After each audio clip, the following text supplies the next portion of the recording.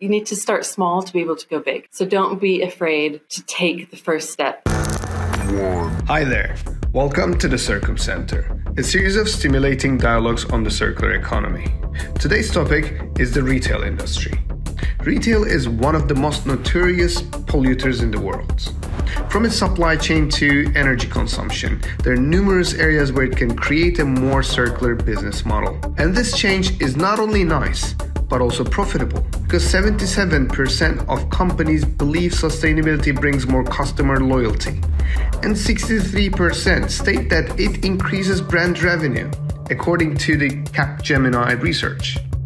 So, how do we enable a circular transformation in the retail industry? Ingka centers and the circuit stores are taking circularity principles to the core and setting relatively high benchmarks for others.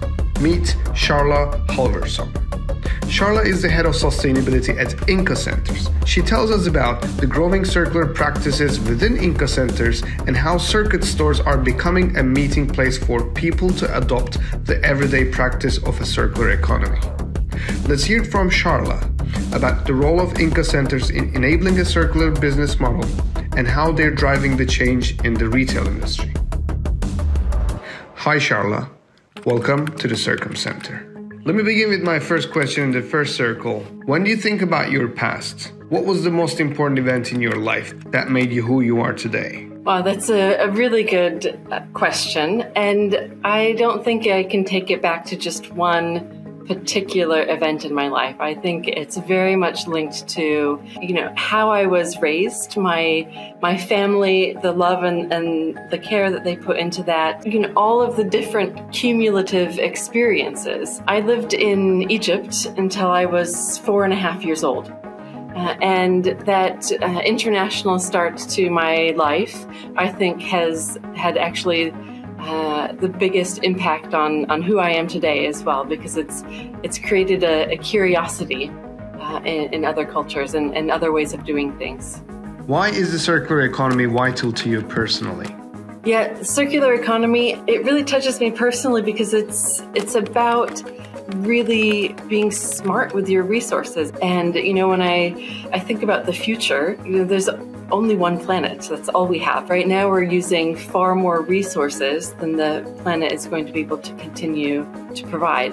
So when I think about circular economy in the long term, I see it as the only way that we as society are going to be able to continue to have the quality of life that we want. It provides a solution to this problem that we can see coming forward. And if we act now, then we can avoid that problem altogether. And this is the end of our first circle. And now we're moving into the second circle, which is going to focus on your industry and your business. How does the sustainability and affordability should go hand in hand principle of your company influence business decisions about the circular economy?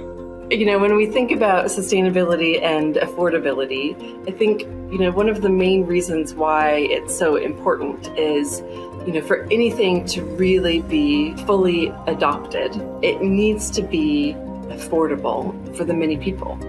If it's not affordable, then it becomes a niche area and it's something that only a few people can do. And then at the same time with desirability, if it's affordable, but it's not seen as desirable, then you get sort of this reverse response where people who can afford to pay more money don't choose to make those choices. If you can attach it with desirability as well, then you get people from every part of the world and every walk of life who are proactively wanting to choose it. And then if it happens to be affordable as well, then you get really a win-win situation. So I think that's why in our company, affordability and desirability are so important, because you don't get the movement that you want for sustainability if you don't bring the two together. What are Ingka Centers and why do they exist? Yeah, so that is a very good question. I joined Ingka Centers earlier this year, and I've actually worked in the broader kind of Ingka IKEA group for several years, always in sustainability-related roles. And Ingka Centers is part of this broader IKEA Ingka group of companies. So Ingka Centers is alongside IKEA Retail, a part of the Ingka Group, and Ingka Investments. So it's one of the three businesses which are part of the Ingka Group. And we at Ingka Centers are a global developer and operator of retail-led destinations for the many people that we call meeting places. Ingka Centers has 50 years of experience in shopping centers, and today we work with around 3,000 brands across the portfolio. We have 44 assets in 13 countries. While we're separate businesses from IKEA Retail and Ingka Investments, we share a common set of values, and we all work towards that one central vision to inspire and enable the 1 billion people to live a better everyday life within the limits of the planet. What is the idea behind calling your centers a meeting place instead of a shopping center? So rather than malls and shopping centers, all of us at Ingka Centers are really keen to champion this concept of the meeting place. So a meeting place is a location that is more than just a place to shop, and they have a positive impact on visitors, communities, and our planet. Working with our partners in local communities, we're reducing our collective impact on the planet. Really proud of the efforts we're making to break the link between our own growth and increases in our carbon footprint. What is the circuit and what are its goals? Yeah, so Circuit is, we describe it as a curated platform. So the intention is to inspire and enable a circular everyday life amongst visitors, in this particular case to our Birsta City meeting place in Sweden, which is where I'm sitting right now. I'm actually inside the Circuit space. Physically, this is a space which brings together like-minded businesses and individuals to shop, to learn, to share ideas. And at the heart of Circuit is a welcome desk, and then we have a lounge area, we have a community swap shop where there's no money exchanged. Then this is all surrounded by leading circular retailers, which we try to curate as much as possible, such as AB Småland and Huber, which is a rental platform. When we're looking at our partners, what is crucial is that our partners share our vision of the potential of the circular economy to inspire people to reduce the impact in their lives through repair, through reuse, through refurbishment, everyday items to reduce waste and extend their lives and make sure we're using things to the maximum. What is the role of retailers in facilitating the circular economy? I think there is a big role for other retailers and our partners to play in moving forward the circular economy.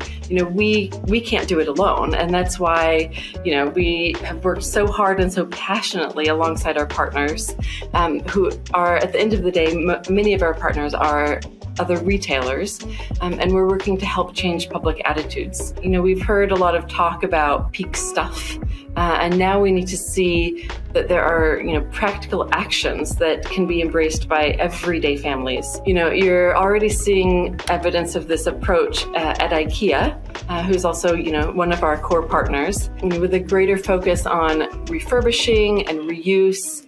And we're happy to see that more and more of our partners, whether they're shops or restaurants or gyms or even office spaces, join this movement. How can we work together to build a circular economy? In an economy, there's not just one actor. It has to be a whole system of actors. And that's what working together with all the retailers really means. What is the Ingka Group doing to enable a circular economy worldwide? We are working towards, more circular offer in meeting places that we have across the world. And we're really committed to that. In our meeting place, which was just opened in London earlier this year, we've been fortunate enough to attract the Library of Things. That's a store devoted to the sharing economy, where visitors can borrow everyday items such as, electric drills or slow cookers for a small fee. And then this is run in partnership with device manufacturers and that encourages sales of quality goods that last. We also have, additional experiences as well. We've partnered with lots of different circular businesses. In Italy, we did a weekend with Vino Kilo and really used that to bring people into the meeting place, promoting the use of reused goods. And it was a huge success. And we're building out more and more offer elements into our meeting places around the world. What are the ongoing projects at the circuits and Ingka centers about the circular economy? Yeah, so with our work on the circular economy and with Circuit, we want to inspire people to acquire, care for, and pass on things in a new way. The ambition that, customers will use things for longer, and when they no longer need it, they'll know how to pass it on. Our ongoing projects right now within Circuit are actually looking at who are the next partners. We're also looking at where can we bring maybe not Circuit exactly itself, but different circular economy elements, especially into our meeting places in China. We have 7 meeting places in China, and it's going to move up to 10. And when we use the word circularity, any of our concept, eventually bringing in more and more circular offer as well. Now we're moving into the third circle, which we're going to talk about the future. My first question is, what is the Ingka centers or the circuits plan for the immediate future? In terms of Circuit, our plans for the future is, it's early days, the pilot, but, from all of the experiences that we have from previous initiatives, previous work that we've done on circularity and sustainability, and all of the interest that we have around the world, it convinces me that it's going to be a success. It's not even Circuit 1.0. This is Circuit 0.01. There's so much more that can be done within Circuit and our circular initiatives that really addresses both affordability and desirability. And I think globally, it's coming at the right time. All of us are facing into tough economic conditions, and we're seeing families and businesses, they're looking at cutting back on their consumption for the sake of their pockets, but this can have benefits for the planet as well. An opportunity to help move forward in a transition that society really needs to make, and we need to make it very quickly for the sake of our planet. If people feel more motivated towards that in this moment, tough economic times, then we need to be ready to help make that move, permanent shift in the way that we consume. Yeah, so I think that's the important role we can play. What do you see in the future for retail business and their contribution to sustainability? Circularity for retail businesses is an opportunity of a new way to meet the customer and to be a long-term part of the customer's life. It's a great opportunity for stepping away from this buy, use, dispose model. Stepping away from that doesn't mean the end of your business. It means the beginning of a new way of operating as a business. As a professional with years of experience in this field, what would you first advise brands and businesses who want to transform their production towards a circular economy? The first step is doing a deep dive into what is a circular economy. I think we shouldn't overlook that one because a lot of businesses don't necessarily know what would a circular economy in their business actually mean. And then, the second step is finding a way to re-offer some of their products that have been pre-loved, that different consumers have had a wonderful experience with, and now they're ready for someone else to have a wonderful experience with, even if it's just a small step. You need to start small to be able to go big. So don't be afraid to take the first step. Start small and go big. Sharla, it was fascinating to speak with you and learn from you today. We hope that the efforts of Ingka Centers on sustainability and the circular economy will inspire the retail industry on a larger scale. Thank you for the interview. Yeah, thank you so much, Serdar. It was a pleasure. Thank you for watching. We hope this conversation inspired you to start your circularity journey today. So please subscribe to our YouTube channel and hit the bell button not to miss the future dialogues with passionate leaders in the circular economy. If you enjoyed this conversation, you could listen to the whole interview on Spotify or Apple Podcasts from the link below. See you at the next Circum Center episode, discovering the center of your decisions.